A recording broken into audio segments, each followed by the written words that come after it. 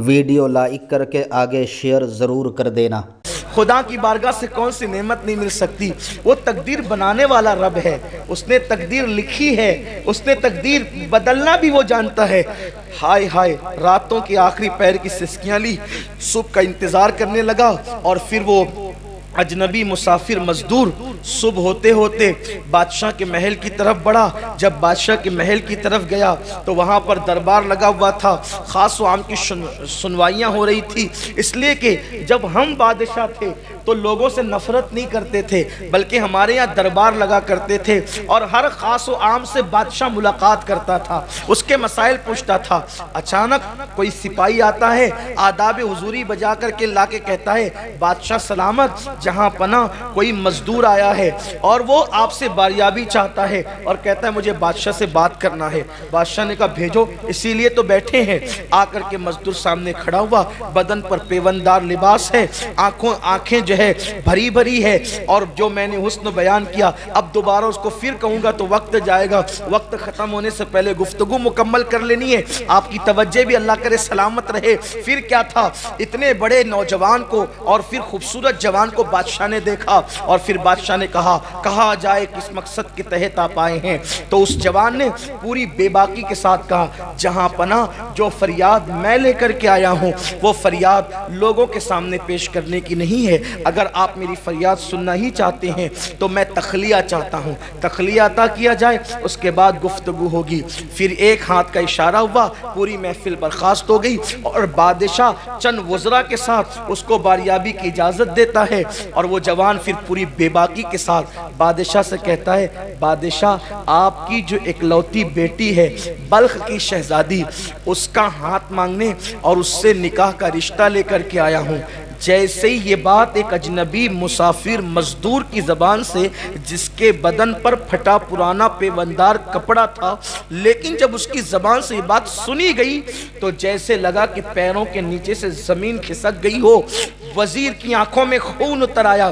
कहते हैं चाय से ज़्यादा कितनियाँ गर्म होती है।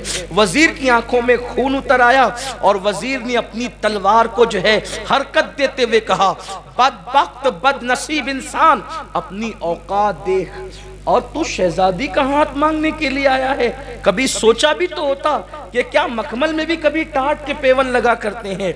मगर वाहरे मुसलमान, वाहरे इस्लाम, क्या अंदाज था बादशाहों का। बादशाह ने वजीर को झिड़कते हुए कहा, क्या बकवास करते हो, फलदार टहनियों पे पत्थर तो कोई भी फेंक सकता है, पत्थर फेंकने पर एतराज क्यों है। बात इतनी है, इस्लामी नुक्ते नज़र से हर जवान को हक है कि जहां वो लड़की देखे वहां वो अपना रिश्ता भेज सकता है। अब बात आप पर है, पसंद आए तो दीजिए, न पसंद आए न दीजिए। इस तरह किसी को रोब से दबाया नहीं जा सकता। आप इसकी फरियाद सुने, अगर आप दे सकते हैं तो दे, नहीं दे सकते तो न दें। बादशाह ने बहुत हुस्ने तदबीर के साथ मामले को रफा दफा किया और फिर उससे कहा कि वज़ीर आपसे बात करेंगे, आप इनसे बात कर लीजिए। और फिर वज़ीर से कहा, देखो गरीब है, इस्लामी नुक्ते नज़र से ये रिश्ता मांग सकता है, हम बादशाह हैं, इसे रिश्ता नहीं देंगे। ऐसी कोई कड़ी शर्त या मुश्किल शर्त रख दो जिसको ये पूरा ही न कर सके। अगर ये पूरा नहीं कर सकेगा तो मामला खुद ही ख़त्म हो जाएगा और फिर दोबारा मुंह दिखाने के काबिल नहीं रहेगा। वज़ीर को ये बात बादशाह की बड़ी पसंद आई, लेकिन मैं उस बादशाह के अखलाक से बड़ा मुतासिर हुआ जब मुझे तारीख़ में उसकी ज़िंदगी पढ़ने को मिली कि आखिर वो एक मज़दूर का इतना दिल रखना चाहता था। एक मज़दूर के लिए उसके दिल में इतनी वुसअत थी कि वो इस हुस्ने तदबीर के साथ मामले को टाल रहा था, डांट नहीं रहा था, चीख नहीं रहा था, चिल्ला नहीं रहा था, नाराज नहीं हो रहा था। आखिरकार वज़ीर बड़ा दानिशमंद था।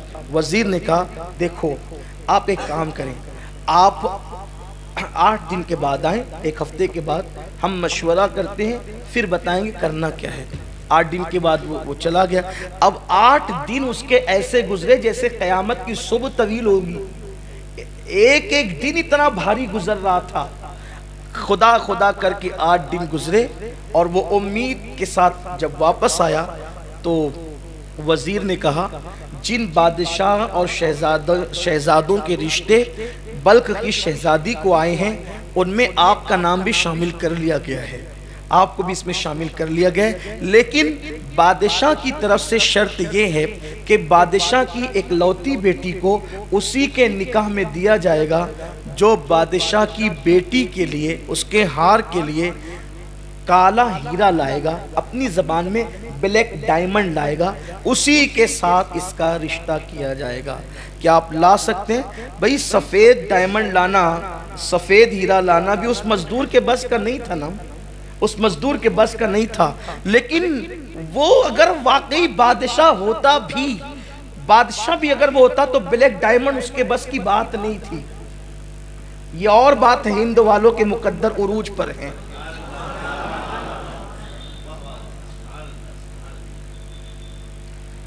اس کے بس کی بات ہی نہیں تھی، لیکن وہ عشق کیا جو انسان کو ہار دے یا ہار ماننے پہ مجبور کر دے۔ عشق کبھی ہار ماننے پہ مجبور نہیں کرتا۔ اس نے کہا، مزدور نے، جس کو رات کے لیے ایک روٹی بھی میسر نہ تھی، اس مزدور نے کہا شرط تو بڑی کڑی ہے، کالا ہیرا لانا، بلیک ڈائمنڈ لانا۔ میں اپنے موجودہ دور کے الفاظ استعمال کروں گا، آپ اس کو یہ نہ سوچے گا کہ اس دور اس نے بلیک ڈائمنڈ کیسے کہہ دیا، کالے ہیرے کو بلیک ڈائمنڈ ہی کہتے ہیں، یہ بھی بات ہے، کالے ہیرے کو بلیک ڈائمنڈ ہی کہتے ہیں، لیکن تو کچھ بھئی موجودہ اصطلاحات بھی تو ہمیں استعمال کرنی ہوتی ہے آپ کے درمیان اتر کر گفتگو کرنے کے لیے۔ اس نے کہا کہ چیز تو بڑی مہنگی ہے، بادشاہ بھی اس کو نہیں لا کر دے سکتا ہے، لیکن جب محبت کی ہے نا، عشق کیا کسی سے، تو ہم لا کر دیں، کوشش کریں گے۔ اور میں سب سے نا امید ہو سکتا ہوں، لیکن اپنے رب سے نا امید نہیں ہوں۔ میرا اللہ میری ضرور مدد کرے گا، کیونکہ میری محبتوں میں پاکیزگی ہے، میری محبتوں میں اخلاص ہے، میری محبتوں میں بناوٹ نہیں ہے، میری محبتوں میں خلوص ہے، میں ضرور لاؤں گا۔ اور اس کے بعد گیا، گھر لوٹا، بھیگی بھیگی رات تھی، بلک کی بھیگی بھیگی رات تھی، رات کا آخری پہر تھا، شبنم گر رہی تھی۔ اقبال کے لہجے میں، پھولوں کو آئے جس دم شبنم وضو کرانے، نالا میرا وضو ہو، رونا میرا وضو ہو، نالا میری دعا ہو۔ اللہ اکبر۔ وہ گڑ گڑاتا رہا، سسکیاں لیتا رہا اور کہتا رہا، مولا کبھی تو نے کسی مانگنے والے کو محروم نہیں کیا، تیرا وعدہ ہے مجھ سے مانگو میں عطا کروں گا۔ مولا شاید کسی سے سچی محبت ہو گئی ہے، اب اس کو پانے کے لیے ایک سچا راستہ میں اختیار میں نے کیا ہے، لیکن ظالم وقت کے لوگوں نے اتنی سخت کڑی شرط لگا دی ہے، میرے بس میں نہیں ہے، میں بے بس ہوں، لیکن تو اختیار رکھتا ہے۔ مولا مجھے کامیاب کر دے، اس مہم میں کامیاب کر دے۔ روتا رہا، سسکیاں بھرتا رہا، دعا کرتا رہا۔ کہتے ہیں کہ رات کے آخری پہر کی دعا کبھی رد نہیں ہوتی، باب اجابت الہی سے ٹکرائی جاتی ہے، اور پھر صبح ہوتے ہوتے آنسوؤں کا طوفان تھم گیا، اور ایک ایسی غیر محسوس طاقت نے دل میں حوصلہ پیدا کیا، اٹھ اور اپنا سفر شروع کر۔ جس عشق کی راہ کا تو مسافر بنا ہے، اس عشق کی راہ کے مسافر جا، اپنے سفر کا آغاز کر۔ بس دل میں ایک عجیب سی لگن تھی، امنگ تھی، پھاوڑا اٹھایا، گردن پہ رکھا، اور نامعلوم منزل کی طرف وہ خراسان کا ایک مسافر بلخ کی سرزمین پہ روانہ ہو گیا۔ صبح سے شام تک، شام سے صبح تک، صبح سے شام تک، شام سے صبح تک، کئی شبانہ روز تک بغیر سنگ میل کے، بغیر منزل کے چلتا رہا، چلتا رہا، چلتا رہا۔ کبھی نانی دادی سے کہانی میں سنا تھا کہ برفیلے پہاڑ جو کالے ہوتے ہیں، اسی کے اندر کالا ہیرا بلیک ڈائمنڈ ہوتا ہے۔ سفر شروع رہا، چلتا رہا، چلتا رہا، کئی دن کی مسافت کے بعد ادھر بھی پہاڑ، ادھر بھی پہاڑ، ادھر بھی پہاڑ، ادھر بھی پہاڑ، پہاڑوں میں گھر گیا۔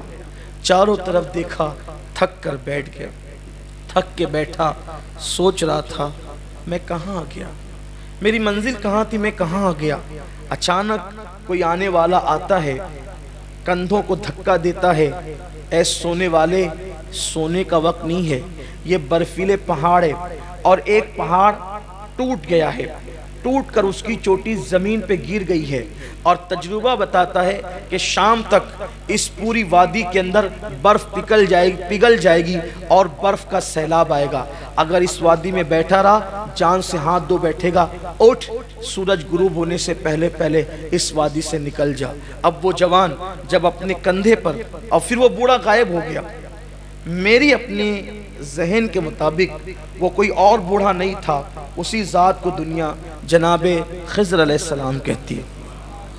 چلنے والا چلا، دیکھا کہ سارے راستے مسدود، جس راستے سے آیا تھا اس میں چوٹی پہاڑ کی گر کے پڑی ہے، اب وہ اس کو توڑ رہا ہے، وہ ٹوٹتی نہیں۔ آخر کار اس جوان نے پوری طاقت لگا کر زوردار وار کیا، کس لیے؟ نکلنے کے لیے۔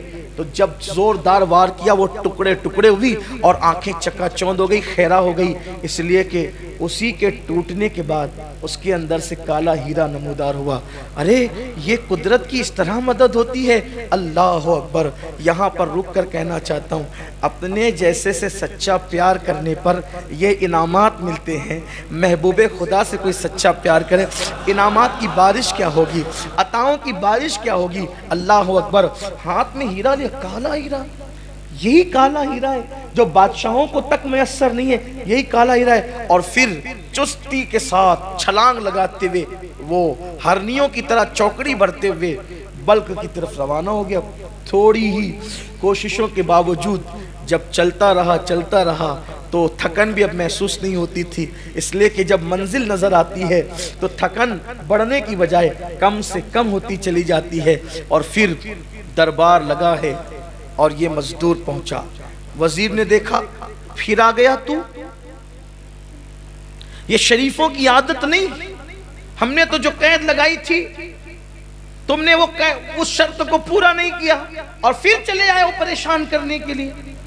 اس نے بڑی محبتوں کے ساتھ کہا، میں پریشان کرنے نہیں آیا، میں تو شرط کی تکمیل کرنے آیا ہوں۔ جیسے اپنی مٹھی کو کھولا، بادشاہ اور سارے وزراء کی آنکھیں چکا چوند ہو گئی۔ یہ لیجئے اپنا بلیک ڈائمنڈ اور اپنا وعدہ پورا کیجئے۔ بادشاہ نے وزیر کی طرف، وزیر نے بادشاہ کی طرف دیکھا کہ اب کیا کریں، اس نے تو شرط پوری کر دی، وہ بادشاہ بھی جو نہیں کر سکتا تھا وہ عاشق نے پوری کر دی۔ وزیر ہوشیار تھا، آنکھوں میں باتیں ہو گئی، پیغام دیا ہے، کبھی پیغام لیا ہے، نظروں سے محبت میں بڑے کام لیا ہے، آنکھوں میں باتیں ہو گئی۔ اور جب باتیں ہو گئی تو وزیر نے کہا، ارے اصل بات یہ تو ہمارا مطالبہ تھا۔ شہزادی دراصل کان کی بالیوں میں سفید موتیاں پہننا بہت پسند کرتی ہے۔ ایک آخری شرط ہے اور قطعی ہے، اس کے بعد کوئی شرط نہیں ہوتی۔ آخری شرط ہے 2 موتی بالیوں کے لیے لے آؤ، شہزادی کے لیے، بس رشتہ ہو جائے گا۔ ایک مزدور کے لیے کیا کم تھا؟ پھر دل پکڑ لیا، وائے رے ناکامی، ہائے رے ناکامی، اب کیا کروں؟ لیکن پھر عشق نے کہا، ہارنا مت، ہمت مت ہارنا، اٹھ چل آگے بڑھ۔ جیسے کوہساروں میں، پہاڑوں میں اللہ نے بلیک ڈائمنڈ تجھے دے دیا، کالا ہیرا دے دیا، موتی کا انتظام بھی قدرت کر دے گی۔ پھر نکلا، گھر پہنچا، دعا کی، پھر چلا، خوب لمبا سفر کیا، سمندر کے کنارے پہ پہنچا۔ کہتے ہیں کہ سمندر کے اندر صدف ہوتی ہے اور صدف کے اندر موتی ہوتا ہے، لیکن تیراکی جانتا نہیں تھا، عشق والا تھا۔ پانی لیا، چلو سے باہر پھینکا، پھر لیا، پھر باہر پھینکا، پھر لیا، پھر باہر۔ کیوں؟ میں تھوڑی دیر میں سمندر کو خالی کر دوں گا، اور جب سمندر خالی ہو جائے گا تو پھر اس کے اندر کی سیپ نظر آئے گی، پھر سیپوں کو اٹھاؤں گا، دامن میں بھر لوں گا۔ 2 موتیوں کا مطالبہ ہے، میں تو وہاں موتیوں کے فرش بچھا دوں گا۔ پانی پھینک رہا ہے، صبح ہوتی ہے، شام ہوتی ہے، لیکن وہ سمندر کی موجیں بڑھتی ہی جاتی ہے۔ کہتے ہیں عشق سچا ہو کامیابی مل ہی جاتی ہے۔ نگاہیں حسرت سے آسمان کی طرف اٹھتی ہے، 1 دن، 2 دن، 3 دن، 4 دن، 6 دن۔ اگر میری جماعت کا اتنا بڑا مفکر اس واقعے کو نہ لکھا ہوتا، واللہ کبھی محراب میں بیٹھ کر بیان کرنے کی میرے اندر ہمت نہ تھی، کہیں لوگ مجھے جھوٹا تصور نہ کریں، لیکن میں اس ذات پر اعتماد کر رہا ہوں جو ہماری جماعت میں सनद की हैसियत रखती है, उस ज़ात ने इस वाक़े को लिखा है। अल्लाह अकबर। बड़ा अजीम मुफक्किर, बड़ा अजीम दाई, यूरोप की सरजमीन पर इस्लाम की शमा को रोशन करने वाला दाई, उन्होंने इस वाक़े को लिखा है। निगाहें आसमान की तरफ उठी और फिर कहा, मौला मेरी मदद कर, ये क्या है? मैं पानी फेंकता हूँ, पानी बढ़ता जाता है। कहते हैं कि जब चांद मुकम्मल होता है, यानी कि जब चांद मुकम्मल होता है, पूरा हो जाता है, 14वीं का चांद जब होता है, तो समुंदर के अंदर ज्वार फाटा आता है, यानी कि मद्द व जज़र आते हैं, वो अपनी किरणों से पानी को खींचता है और फिर समुंदर के अंदर नीचे की चीज़ें ऊपर, ऊपर की चीज़ें नीचे, यूं एक भौचाल आ जाता है। बस ऐसा ही हुआ। 14वीं शब आई और आने के बाद जब मद्द जज़्र के मनाजिर देखे तो कई सीपें जो है वो पड़ी थी। सुबह का वक्त हुआ, दामन में समेटा और सफ़ेद मोतियों को लेकर फिर दौड़ा। अब जब गया तो वहाँ पर दरबार लगा था। फिर आ गए, हाँ वादा पूरा कर रहे हैं, ये मोती भी ले आए। मोतियों को देखे सच्चे मोती, बादशाह लोग थे, वजीर लोग थे, जानते थे सच्चे मोती। अब कोई जवाब न था। वजीर ने बहुत हल्की आवाज में कहा, सोचो तो सही, कहाँ रिश्ता ले जा रहे हो? आपने शर्तें तो पूरी कर दी है, लेकिन थोड़ा बादशाह का ख्याल तो करो। अभी कुछ बातें हो ही रही थी, अचानक एक कनीज दौड़ी दौड़ी आई और उसने कहा, शहजादी अचानक गिरी, बेहोश हो गई है, उसकी नब्जें जो है वो थमती जा रही है, उसकी सांसें रुकती जा रही है। पूरी महफिल उठी शहजादी की तरफ। वाय रे नाकामी, हाय रे नाकामी। शर्तें तो पूरी हो गई, ब्लैक डायमंड भी पेश कर दिया गया, सफ़ेद मोती भी दे दिए गए, लेकिन जिसके लिए गए थे उसी का इंतकाल हो गया और वो शहजादी दुनिया से कूच कर गई। सब कह रहे थे शहजादी मर गई, मर गई, मर गई, लेकिन मजदूर कह रहा था मेरी शहजादी नहीं मर सकती, मेरी मोहब्बत नहीं मर सकती, मेरा प्यार नहीं मर सकता। फिर क्या था, पूरा बल्ख सोगवारी में डूब गया। शहजादी को गुस्ल दिया गया, गुस्ल देने के बाद कफन पहनाया गया और फिर बादशाह की बेटी थी, हजारों के लाखों के हुजूम में जनाजा उठा, ये भी सर झुकाए झुकाए मजदूर चल पड़ा। फिर क्या था, नमाज जनाजा हुई और लाखों लोगों ने डबडबाती हुई आंखों से शहजादी को शाही कब्रिस्तान में दफन कर दिया। लोग अपने अपने घरों को चल पड़े और फिर रात ने अपनी सियाह चादर बल्ख की सरजमीन पे तान दी। लोग गमों में डूबे बिस्तरों पे लेट गए। कहते हैं कि रात का आखिरी पहर था, रात की सियाह जुल्फे थोड़ा कमर से नीचे आकर ढलक गई थी। ऐसे वक्त में वो अपनी कुटिया से निकला और निकलने के बाद कौन, कंधे पे कुदाल रखकर मजदूर निकला और निकलने के बाद जिसने काला हीरा और सफ़ेद मोती लाए थे, यानी दरिया और कोहसारों को जिसने मुसख्खर कर दिया था, वो आज अपनी मौत को गले लगाते हुए बहुत बड़ा ख़तरा मोल ले रहा था। ये वो पहुंचा शाही कब्रिस्तान में, ताज़ा तरीन कब्र देखी, यही शहजादी की कब्र थी। पहले घुटने टेक कर जो है वो शहजादी की कब्र की मिट्टी को बोसे दिए और उसके बाद जल्दी जल्दी से मिट्टी हटाई। ताज़ा कब्र थी, जल्दी से मिट्टी हट गई। तख्ते नजर आए, तख्ते हटाए, जैसे ही कफन दिखा बेचैन हो गया, बेकाबू हो गया, नीचे कब्र में उतरा और शहजादी को कंधे पे डाला, मिट्टी बराबर की, घर की तरफ रवाना हो गया। शहजादी को ले जा कर के अपने घर की कुटिया में डाल दिया और डालने के बाद आसमान की तरफ देखकर रोने लगा, घुटनों को टेक कर। जब बूढ़ी ज़लेखा जवान हो सकती है, डूबा हुआ सूरज पलट आ सकता है, मुर्दा से जिंदा, जिंदा से मुर्दा पैदा हो सकता है, मोमिन से काफिर, काफिर से मोमिन पैदा हो सकता है। ऐ वादहू ला शरीक, तू वही तो है, तू किसी से पैदा नहीं, तुझसे कोई पैदा नहीं हुआ। लम यलिद वलम यूलद तेरी शान है। रोज़ाना नसीमे सहर तू चलाता है, रोज़ाना कलियों को खिलने का शऊर तू देता है, रोज़ाना जो है वो सुबह का उजाला तेरे हुक्म से तड़कता है, रोज़ाना रात की स्याही तेरे हुक्म से आती है। हाँ हाँ, पत्तियाँ हर बहारों में पहाड़ जो है वो दरख्तों पर उगती है, पत्थरों के अंदर फूल पैदा होते हैं, दरियाओं को रवानी तूने दी है, समुंदर को तुगयानी तूने दी है, सितारों की अंजुमन तूने सजाई है, सुरैया को तूने सजाया है, रोजाना चांद निकलता है, घटता है घटता है घटता है, घट जाता है फिर निकलता है, बढ़ता है बढ़ता है बढ़ जाता है और बदरे कामिल हो जाता है। ऐ वो जो सूरज को निकालता है तो उरूज पे पहुंचाकर फिर जवाल पजीर कर देता है। तेरे आखिरी महबूब का वास्ता और तुझे तेरी मोहब्बतों का वास्ता, हमने भी किसी से मोहब्बत की लाज रख ले, इस मुर्दा शहजादी के अंदर फिर से जान पैदा कर दे, इसलिए कि मुर्दों में जान पैदा करना तेरा ही काम है, तू ही मुर्दों में जान पैदा करता है। मेरे अल्लाह, अगर आज इस शहजादी में तूने जान पैदा कर दी, मुझे नई जिंदगी मिलेगी, इसे नई जिंदगी मिलने की वजह से।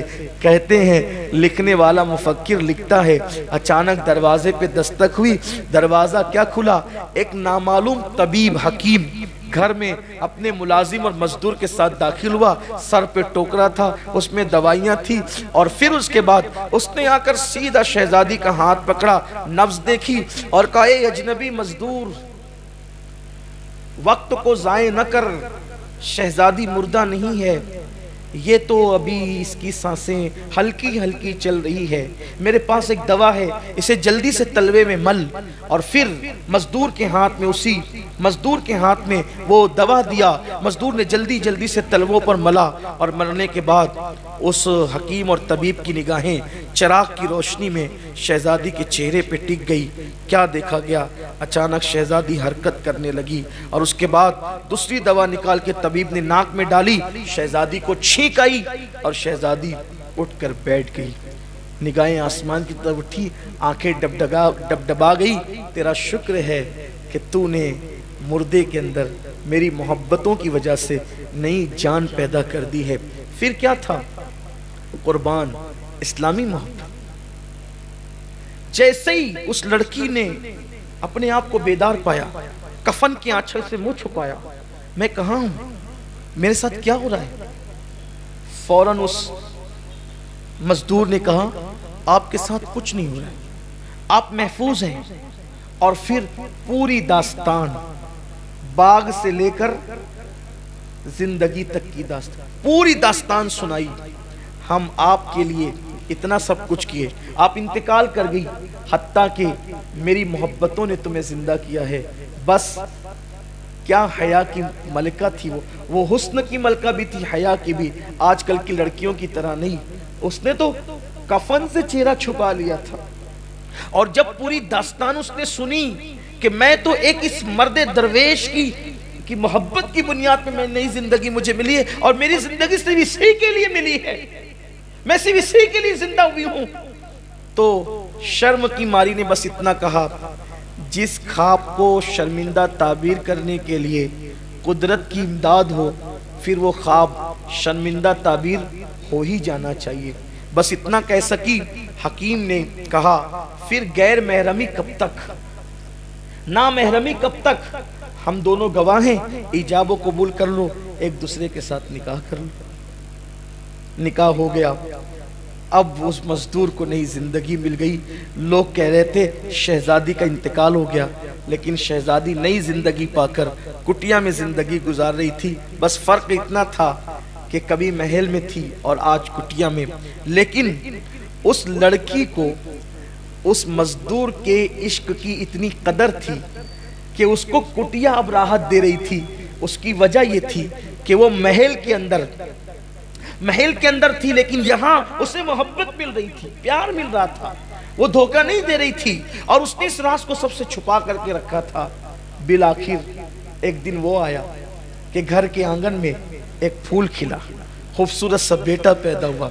बेटा चलने लगा, बोलने लगा, कलिमा पढ़ने लगा, और फिर उस शहजादी ने कहा, आजकल सुना है कि मेरे इंतकाल के बाद अब्बा और अम्मी की तबीयत मस्जिद मदरसों की तरफ ज़्यादा हो गई है, मदारिस कायम हो रहे हैं, मसाजिद कायम हो रही, मकातिब कायम हो रहे हैं, बहुत मेहनतें हो रही है दीन पर, इसलिए कि दिल उचाट हो गया उन लोगों का दुनिया से। ये सुन रखा है मैंने भी, और वो लोग दुनिया से दूर होते चले गए, दिन से करीब होते चले गए। एक काम करते हैं, जो मकतब महल में चलता है अपने बच्चे को वहीं भेजते हैं। एक दिन मकतब की सालाना तकरीब थी, چھوٹا مدرسہ جسے مکتب کہتے ہیں، جیسے ہمارے اپنے یہاں مالیگاؤں میں سنی دعوت اسلامی 60 مکاتب چلا رہی ہے پورے شہر میں، مکتب کی سالانہ تقریب تھی۔ سالانہ تقریب میں بادشاہ آیا، ننھے بچوں نے جھک کے بادشاہ کو سلامی دی۔ جیسے ہی بادشاہ کی نظر اس لڑکے پر پڑی، اس لڑکے پر، کس لڑکے پہ؟ مزدور کے لڑکے پہ، بادشاہ کا دل کھنچتا چلا گیا۔ یہ کوئی مانوس جانا پہچانا چہرہ لگتا ہے، یہ چہرہ جانا پہچانا ہے، یہ چہرے سے انسیت ہے، یہ چہرے میں اپنائیت ہے، یہ چہرے سے خون جوش کھاتا ہے۔ کون ہے یہ؟ معلم سے پوچھا کون ہے یہ؟ معلم نے کہا وہ سامنے کٹیا ہے نا مزدور کی، اسی کا بچہ ہے، غریب آدمی ہے، روزانہ لا کے پہنچاتا ہے، شام کو لے جاتا ہے۔ یہ بچہ اپنا سا لگتا ہے، ایک کام کریں، اس کے ابا سے کہنا کہ یہ اس بچے کو محل میں لے کر کے۔ شام کو ابا آئے تو کہا کہ بادشاہ کا حکم ہے، حکم حاکم ہے کہ تم اپنا بچہ محل میں لے کر جاؤ۔ انہوں نے کہا بہت اچھا، گھر لایا، بیوی سے مشورہ کیا، کیا ہوگا، کیسے ہوگا؟ ایسا لگتا ہے اب پوشیدہ راز سب اوپن ہو جائیں گے، کیسے ہو سکتا ہے، کیا ہوگا؟ بہرحال شہزادی نے کہا کوئی فکر نہ کریں، ٹھیک ہے۔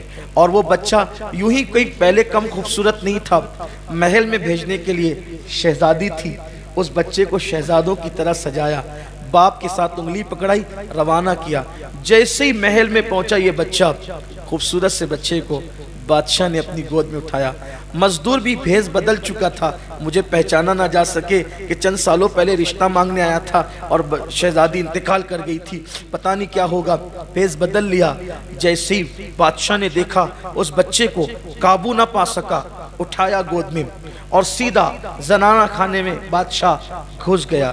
بادشاہ اس طرح نہیں جایا کرتے تھے زنانہ خانے میں، لیکن جیسی ملکہ کی نظر بادشاہ کے گود کے بچے پڑی، یہ مانوس جانا پہچانا چہرہ، غور کیا، کہا بادشاہ جانتے ہیں مرحوم شہزادی کا بچپن ایسا ہی تھا نا، اس کی ناک دیکھو یہ مرحوم شہزادی کی طرح ہے، اس کے ہونٹ دیکھو مرحوم شہزادی، اس کی آنکھیں مرحوم شہزادی کی، ارے یہ تو مرحوم شہزادی کے ہو بہو دکھتا ہے۔ کس کا بچہ ہے؟ ارے وہ سامنے جو کٹیا میں مزدور رہتا ہے اسی کا بچہ ہے، یہ بچہ میری مرحوم شہزادی کی یاد دلاتا ہے، یہ میرے یہاں رہے گا، اب ہم اسے جانے نہیں دیں گے۔ بادشاہ نے کہا کہ بچے خریدے اور بیچے نہیں جاتے نا، تو پہلے اس کے ماں باپ سے پوچھنا پڑے گا۔ کوئی بات نہیں، غریب لوگ ہیں، ہم اپنے محل میں ان کو جگہ دے دیں گے، وہ ہمارے محل میں رہیں گے، ہم بچہ دیکھتے رہیں گے، تسلی ہوتی رہے گی، کسی کی گود خالی کرنا ہمارا مقصد نہیں، ان سے بات کرو۔ بادشاہ باہر آیا، کہا کہ ملکہ کی خواہش ہے کہ یہ بچہ محل میں رہے۔ مزدور نے جواب دیا بچے بیچنے کے لیے نہیں ہوتے۔ دیکھا قدرت کے انداز، کل یہ کھڑے تھے کسی بچی کو مانگنے کے لیے اور آج وہ کھڑے ان کے بچے کو مانگنے کے لیے۔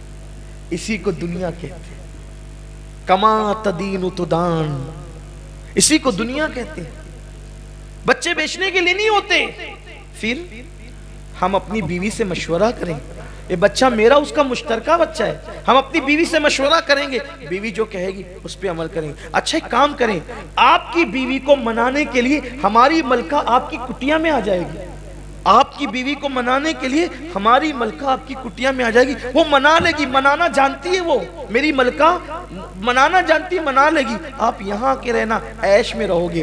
اچھا ٹھیک ہے، چلا گیا بچے کو لے کر۔ ابھی یہ گھر پہنچا تھا، ادھر ملکہ نے کہا ڈولیاں تیار کی جائے، پورے کر و فر کے ساتھ سفر کرنے والی ملکاؤں نے فوراً کہا خواجہ سراؤں سے محل سے لے کر کٹیا تک کے قطار لگا دو اور ہمیں وہاں جلدی سے جلدی پہنچا دو۔ ڈولیاں اٹھی، لوگ کہنے لگے اچانک ملکہ کدھر جا رہی ہے؟ کسی نے کہا وہ مزدور کی کٹیا میں جا رہی ہے۔ کہا رے تعجب ہے، مزدور کی کٹیا میں؟ کہا ہاں، کوئی تعجب نہ کرو، جب سے شہزادی کا انتقال ہوا ہے ان لوگوں کو غریبوں سے پیار ہو گیا ہے، کٹیا میں جانے لگے، نیک ہو گئے، پرہیزگار ہو گئے، جا رہے ہوں گے کسی کٹیا میں دعا لینے کے لیے، کیوں تعجب کرتے ہو؟ بہرحال خواجہ سرا آگے بڑھتا ہے اور اس کے بعد مزدور کے گھر پہ دستک دیتا ہے، دروازہ کھولو، ملکہ تشریف لا رہی ہیں، آپ کی بیوی سے ملنے کے لیے تخلیے کا موقع دو۔ جیسے ہی دروازہ کھولا گیا سنا گیا، دوڑتے ہوئے مزدور نے کہا ملکہ آ رہی ہے، اب تو سارے راز کھل جائیں گے، اب تو شاید قدرت کو یہی منظور ہے۔ اور پھر ملکہ آ گئی، جیسے ہی نظر پڑی پلک جھپک گئی، میں کوئی خواب تو نہیں دیکھ رہی ہوں؟ غور سے آنکھیں پھاڑ پھاڑ کے، شہزادی شہزادی شہزادی شہزادی ہو تم تو مر چکی تھی۔ لیکن دوسری طرف بھی جذبات کا تلاطم تھا، قابو نہ پا سکی۔ 4 سے 5 سال کے بعد جس بیٹی کو 5 سال پہلے مردہ سمجھ کے دفن کر دیا تھا، وہ زندہ کسی کٹیا میں زندگی گزار رہی تھی، کسی کو پتہ ہی نہیں تھا۔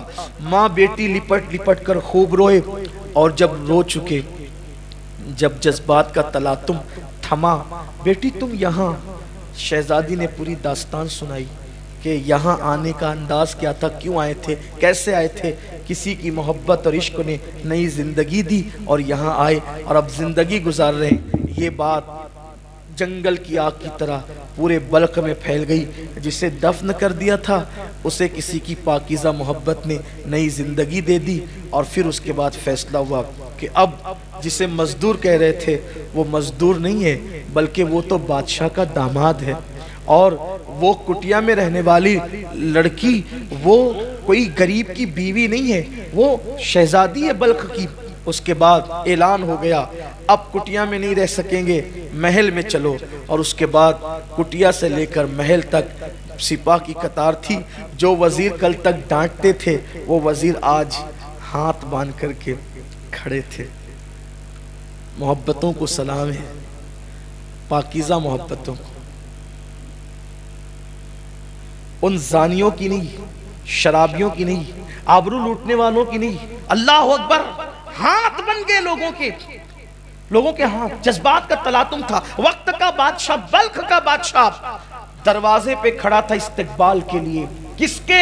اس مزدور کے جو چند سال پہلے مزدور کہہ کے پکارا جا رہا تھا، اور اس کے بعد ایک گوگا تھا، شور تھا، دل رکھنے کو جگہ نہیں تھی۔ پورے بلخ کے اندر ایک شور تھا، ہنگامہ تھا۔ کیا ہوا کیا ہوا کیا ہوا؟ آخرکار پورے کر و فر کے ساتھ جب وہ مزدور اپنے بچے اور بیوی کے ساتھ محل میں داخل ہوتا ہے، تو داخل ہونے کے بعد لوگ کہتے ہیں تم نے محبت کا حق ادا کیا، لیکن اس کی نگاہیں جھکتی ہے۔ اور اس کے بعد لوگ کہتے ہیں تم اب مزدور نہیں ہو، تم ولی عہد ہو، بلخ کے بادشاہ تم ہی ہو، بلخ کے بادشاہ تم ہی ہو، تخت تو تمہارے لیے، تاج تمہارے لیے۔ یہی احساس اس جوان کو ساری زندگی ستاتا رہا۔ ایک لڑکی سے خلوص دل کے ساتھ پاکیزہ محبت کی، مزدور سے بادشاہ بن گیا۔ اگر یہ محبت میں نے مدینے کے تاجدار کے ساتھ کی ہوتی تو مجھے کیا مقام نصیب ہو جاتے۔ پھر اس نے مدینے کے تاجدار سے محبت کی، لڑکی سے محبت کر کے، پاکیزہ محبت کر کے، پاپ والی نہیں، پاکیزہ محبت کر کے بلخ کا بادشاہ بنا مزدور۔ اور جب پھر اسی محبت نے آگے بڑھایا تو پھر مدینے والے سے محبت ہوئی، اور محبت ایسی ہوئی پھر وہی بلخ کا بادشاہ حضرت ابراہیم ابن ادہم کے نام سے جانے اور پہچانے، حضرت ابراہیم ابن ادہم کے نام سے جانے اور پہچانے گئے۔ پھر دنیا نے دیکھا ابراہیم ابن ادہم غریب نواز کے بھی پیروں کے پیر بنے، غوث پاک کے پیروں کے پیر بنے۔ اس واقعے کو علامہ ارشد القادری علیہ الرحمہ نے اپنی شورِ آفاق کتاب زلف و زنجیر کے اندر تحریر فرمایا ہے، جس کا نیا نام لالہ زار ہے۔ میں نے اپنے الفاظ کے جامع میں اس کو بیان کیا ہے آج کے اس موقع پر، بس اس لیے اللہ میری قوم کو نفسانیت سے بچائے، خواہشات سے بچائے، اور اللہ ہمیں سچی محبتوں کی طرف بڑھنے کی توفیق عطا فرمائے۔ آؤ عہد کریں، اس سے پیار کریں جس سے محبت کرنے والا ابراہیم ابن ادہم بن گیا۔ ہم بھی اسی آقا سے محبت کریں، اللہ ان کا عشق ہمیں عطا فرمائے، اور یوں دعا کرے ایسا گما دے ان کی ولا میں خدا ہمیں، ڈھونڈا کریں پر اپنی خبر کو خبر نہ ہو۔ آج آپ نے ابراہیم کے عشق کا ذکر سنا ہے، آئیے اس کشتہ عشق رسول کا ذکر بھی سنیں، جس کے عشق پر عاشقی کو ناز ہے، اسی کو دنیا افضل البشر بعد الانبیاء بالتحقیق سیدنا ابو بکر صدیق کے نام سے جانتی ہیں۔